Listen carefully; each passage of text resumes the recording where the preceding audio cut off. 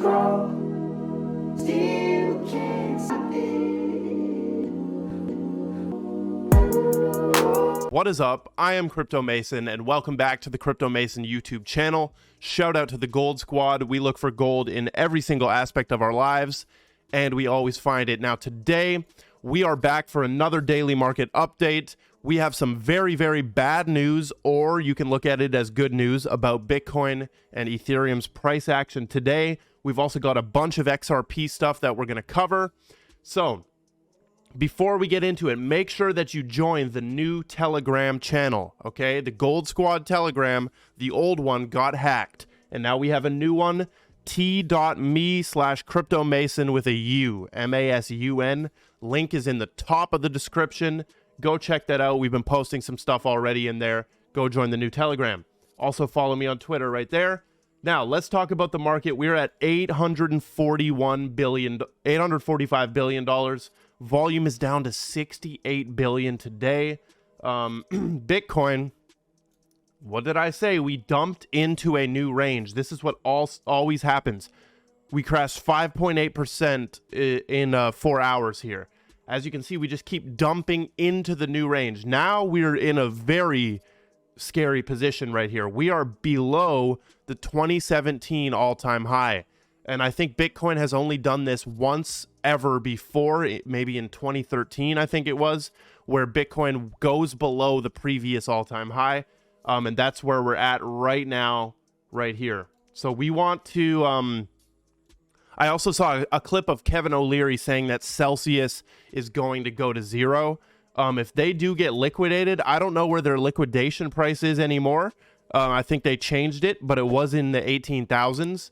And if that happens, this is going to be the biggest cascading drop ever. Now, this is exactly why I told you guys this whole time that I'm not buying, right? Because look at what we have now. We have Ethereum struggling to stay above 1,000.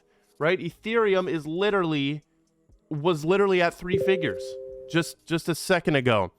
It was at 3 figures, which I'm going to stack the hell out of Ethereum at 3 figures, just so you guys know. We have Theta Fuel up. We have Quant up 14.8% today. Bitcoin Cash and XDC. Reason why these are in there, Quant and XDC, is because of that partnership that we covered yesterday. If you didn't watch yesterday's video, go watch that. As for Bitcoin, it's no longer a possibility of me telling you where this is going to go. This could go anywhere now. I wanted to stay above 19,000, or I wanted to stay above 20K. We are now below that. I do see a very big possibility of going down to 16,000, even 13,000, even 10,000. It's looking more and more each day that $10,000 Bitcoin is possible. That's what it looks like more and more each day. And of course, right, if that happens, how many more percent is that? 50. If we go down 50% more, we're at 10,000, right? And this would absolutely, like, Ethereum would probably be like $750, like $500 to $750 if that happens. And that is insane, because you can spend $1,000 and get 2 Ethereum. Crazy. I'm going to be a whale if that happens. This is what all coins are looking like, right? We have all the articles getting pushed through. Bitcoin crashes below 2017's previous all-time high. We also have the Fear and Greed Index at a 6 of extreme fear, obviously. I feel like we've been in extreme fear for just months and months on end now. But this is a 6, and this is apparently the second lowest level since 2018. So I guess in 2018 there were lower than a 6, which makes sense because that was the big bear market. But dude, 6 on the extreme fear. Now, what do people say? Be greedy when others are fearful, right? Be greedy when others are fearful. This, you could be looking at this as horrendous. Like, I see a lot of people in my comments like, Mason, this isn't horrendous. This is blah, blah, blah, blah, blah. You're right. But this, I think this is going to get much more nasty here. So, you know, be careful when you're buying. But you could buy in right now if you want. Like, do you think this is like a bottom signal right here? 6? No, I think this can go even lower. But the point here is, you know, this is also a buying opportunity if you are in this for the long term. And I tweeted out just now, are you still here? Who is still here? Who doesn't plan on leaving anytime soon? Me. I'm still here. I'm still here, and I don't plan on leaving anytime soon. If this is you, drop a like and a comment if you're going to be here forever. And this allows, because I'm going to be here forever, this basically allows me to buy coins at any price in this bear market. I can buy ETH at $1,000, then it can go down to 750. I buy it again. Goes down to 500. I buy it again. Right? I'm not buying ETH right now. I'm not buying anything right now. And this is why over the past couple weeks, I've been telling you that I'm not buying jack shit right now, is because I knew this was going to happen. It's very simple to see that everything is negative right now. And we will get that pendulum swing back a little bit. And as for this melt up thing, I don't think a melt up is going to happen, right? I think maybe we could go to 25K into this box again. Maybe 22 again, but at this point it's just a cascading, like, look, we just keep dumping into these new range. It's like stairs. We're making stairs, stairway to hell. Shout out Led Zeppelin. The opposite of Stairway to Heaven. Now, let's get into some of the Twitter stuff today. The World Economic Forum recently published a payments interoperability report featuring a number of different approaches from nations around the world. It seems the Bank of England can't get enough of their interoperable overlay service running on APIs. You guys know Quant connects everything through the Overledger, and I swear that Bank of America and Quant are in cahoots here, because I've shown you a million times the same vocabulary and termage, is that a word? Termage is being used by Bank of America and Quant. Bank of America has M bridges, Quant has M CBDCs. I think it's that way. Yeah. Quant has Quant has MDApps, right? Quant has MDApps, and Bank of America has MCBDCs and M bridges. Why would they term them the same if they're not going to be used together? So this is some more speculation that Quant is going to be in there with Bank of America. We have XRP Captain tweeting out that someone transferred $57 million in Ethereum and paid a fee of $1.93. And XRP Captain gives the example of somebody sending 57 billion in XRP and paying a minuscule fee of way under a cent. Now, I would say, why does this matter? Is the difference here really that powerful? It is. It is. Not for peer-to-peer payments, though. We don't need... Well, I would prefer to pay this much, right? 0.0013. I'd prefer to pay that much over $1.93.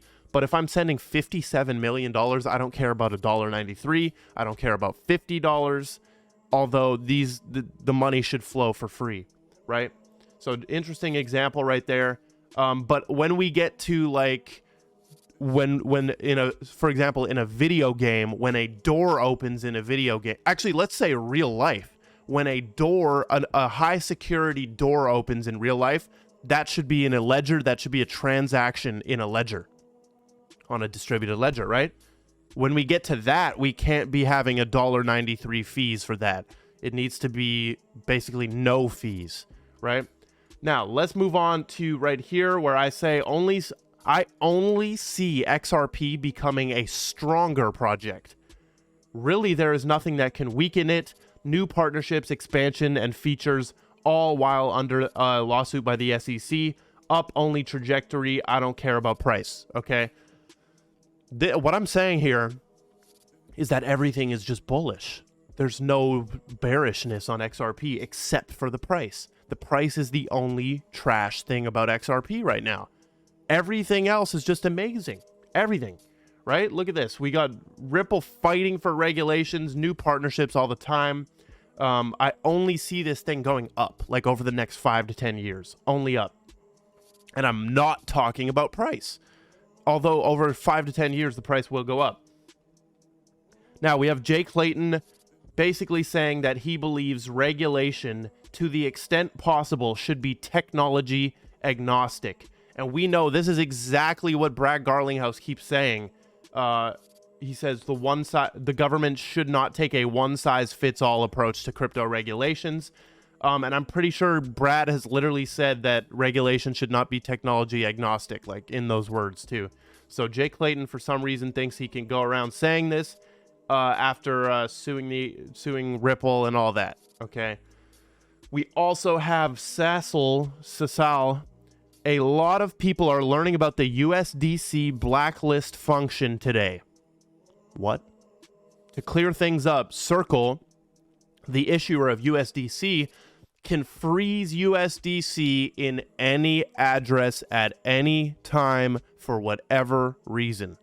This is the risk of using centralized stablecoins, just like using any centralized service. This is what I'm saying, folks. Have I not said this? Have I not said this?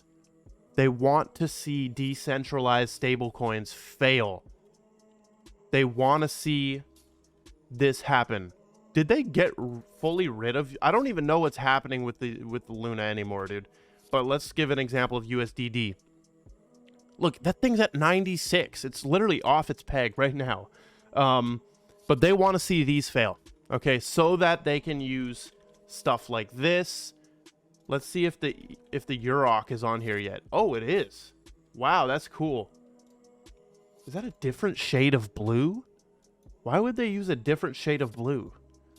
That pisses me off. Like what's really going on here? I don't like this.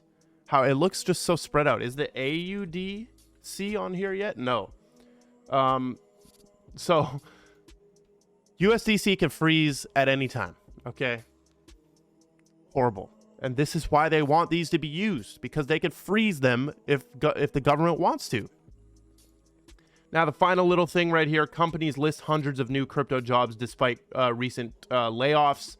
And this is basically just saying over 500 positions related to crypto and blockchain were advertised on job boards on Indeed the past week. Binance said this week it would add over 2,000 new positions.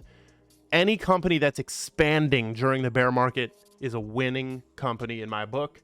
But that is all we've got for the daily market update. Really not much going on except the market crashing even further. Okay, we just stumbled across this. Curve Dow at 60 cents is crazy, folks. And that probably will continue down as well. But that is an insane deal right there. Also, I wanted to say, who's going to NFT New York? If you're going to NFT New York, drop a comment, drop a like. I will be in NFT New York, attending as much as I can and just basically going with the flow. I have really no schedule. Most likely going to pull up to the Galaxy party and the NFT.com party, the Ledger party. What else? Some other ones. But I appreciate all of you for watching. I love every single one of you. Make sure that you follow on Instagram, Twitter, all of that stuff. All my referral links are in the description if you want a Ledger Nano X, if you want Market Cipher, if you want to sign up for Binance, etc. All in the description. Also, join the new Telegram. That is all. I love every single one of you, and goodbye.